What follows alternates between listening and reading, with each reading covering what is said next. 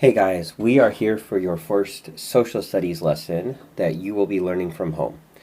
And where we left off, we talked about the Revolutionary War, which the US won after France kind of bailed them out because they hated England so much. And a lot of what they'd said was that they were going to make this new government that was run by the people, by all the people, unless you are a slave or a woman or you don't own land. And they now had to actually make a plan. They had this big, huge goal, make a new government without a king, and now they actually had to make it work. And it's a little bit like if your friend said he's going to be an NBA star, and that sounds great, but now there's the huge amount of work ahead of them to make that happen. Or you think, I'm going to design a car, and you go out to your garage to actually design and build the car, and you see the amazing number of little small steps and things that can go wrong. And so they need to actually set up this government. And they made a bunch of plans, they rejected them, and they finally settled on a plan, and they gave the plan this name.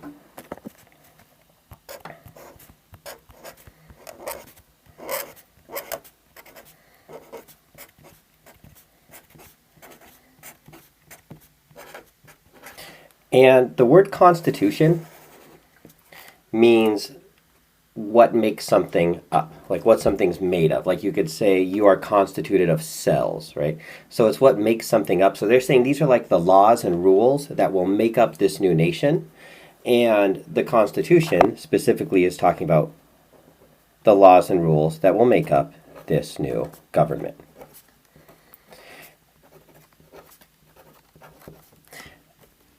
And this was a big deal.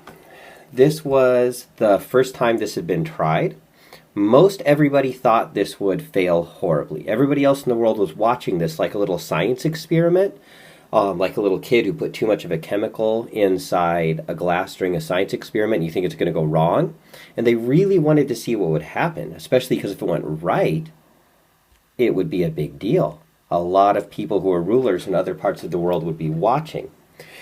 So the Constitutional Convention, which you guys have heard of, John Adams, Benjamin Franklin, Alexander Hamilton, Aaron Burr, all these people who were involved, they decided, well, first thing, we do need someone in charge. And they decided that we are going to have an executive. We are going to have a man in charge, and it has continued to be a man. And they decided we're going to call that person the president. This is the in-charge person. He is an executive. An executive means an in-charge person. So what can this person do? Well, he's going to need to be able to make laws. That's a power he should have. And one person can't really run the government. He's going to need to have other people around him, and he's going to need to be able to appoint them, to give them jobs. So these are the powers the president has. He can make laws, and he can choose other people to help him run the government, because that is a big job. Then they thought, well, we're worried that this president will become a king. That's something that's happened a lot since then. People have started to have presidents, they've taken over the government, and formed a government that was pretty horrible. That was what was behind a lot of World War II. That's still something that happens now.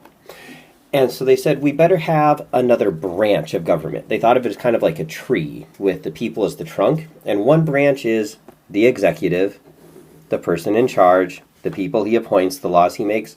They thought, well, we better have some judges who can decide if the things that are happening in the rest of the government actually follow the laws that were made and have a little room to decide if things are right and wrong.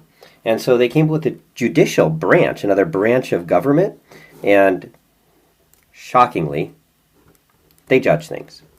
So people can say, this law that was made, it actually doesn't fit with the other laws we already made. Or this person did something to me that broke a law. And so they judge things. Now, that seems pretty good because they can judge what the president does. They can judge his laws and say, you know what, your laws are illegal. We're getting rid of them. They can even judge what the president does according to most people. There was recently a huge court case about that with our president. So the judicial branch gets to judge the president, the executive branch. There's a big problem. They're checking the power of the president. They're balancing it. But guess who gives them their job? That's a big issue. The president chooses the judges are judging the president. They thought there should probably be another group in there. And so they went with this group. They went with the legislative branch. To legislate means to kind of make laws and to make things work, to run something. The legislative branch has two parts. It has a Congress, where there are two people from each state. And it has what's called the House of Representatives.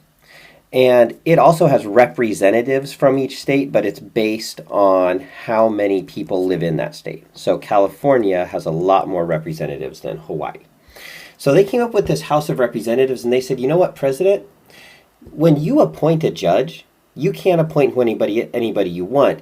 You have to have this legislative branch vote on whether or not they think it's a good judge. So that legislative branch is checking the power of the executive branch. They get to look at the appointees and vote whether they really want them or not, the people the president wants to hire to run the government. And they also get to make laws. So they get to vote on appointees, and these groups right here, the Congress and the House of Representatives, they get to make laws. But they can't make any law they want. If they make a law that the president doesn't like, the president can veto. Veto means he can get rid of the law. And the judges can say the law is not legal. They can say it is illegal. It is not legal. And what you have is this relationship where no one part of the government can get too powerful because the other parts keep it down. And every once in a while you'll have something where you'll have the same political party. Right now we mostly have Republicans and Democrats, but there used to be others, where the president will be from that political party, and the Congress, and sometimes even the House of Representatives, all are from the same group of people, and they will rarely check each other and say, you know what you're doing is the wrong thing. And that's led to certain times when things have gotten out of control. It can also lead to times where lots of things get done. But overall, this system has lasted, right? Lots of people thought that our Constitution, our government would crumble pretty quickly, and these checks and balances have made it work. It leads to lots of arguing. It makes things very complex. But even though individual parts of it a lot of people disagree with, it's lasted till today. And so when you hear about this system of checks and balances, that's what it is that they made this kind of tree of government, right, with these three big branches: judicial, legislative, and executive. And all three of these are supported by the people who vote, because we vote on the president. We vote on who's in the legislative branch. Mostly we don't get to vote who judges are. Those are appointed here. But all of them have somebody else kind of watching over them to see if they agree with what they're doing. And that is the system of checks and balances. Bye.